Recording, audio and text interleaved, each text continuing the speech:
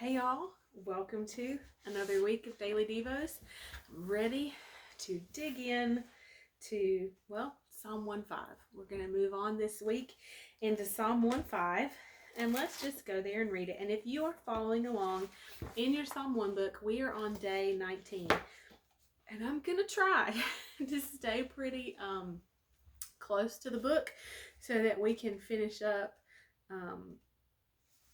in time, right on schedule at the right time to go with our next study, which is going to be on the armor of God, and I'm ecstatic about that. But I don't want to rush through these last two verses of Psalm 1 because there is such depth in there.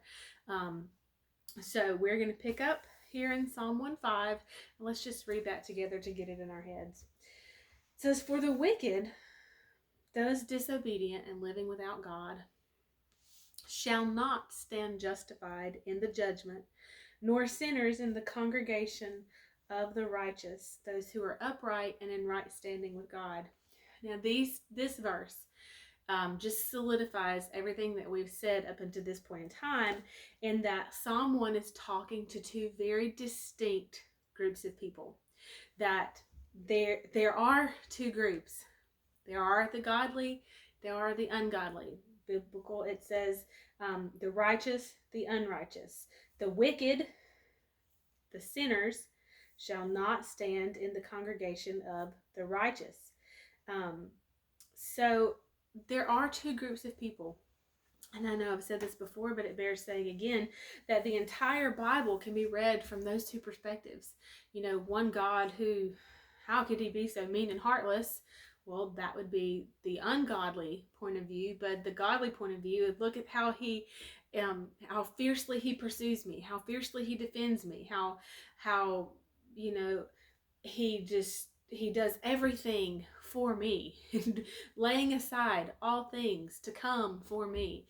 So we can read it, the whole Bible from either one of those perspectives, but it is a lie of the enemy that there are not two groups of people. There's black and white, light and dark, and the two don't mix.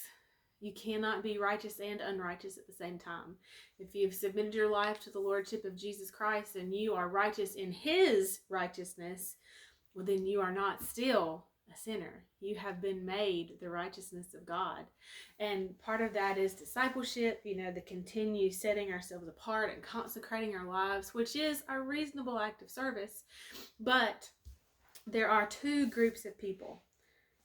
So I'm going to read here from our day 19. It says, "When Adam and Eve chose to listen to the voice of Satan, who is the deceiver, they bowed their knee to a new master.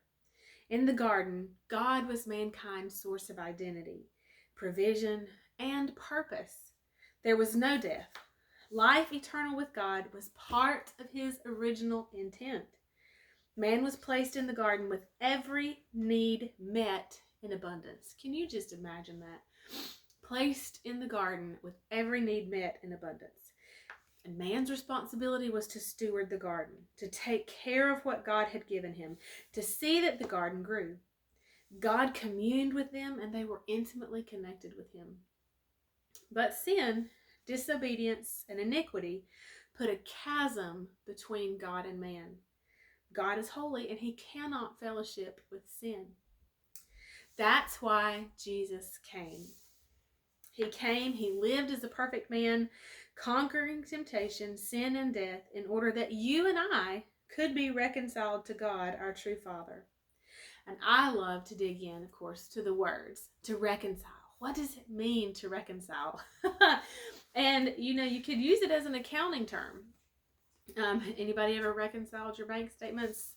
Is that anybody's least favorite thing to do? Yes, making sure that all the transactions match.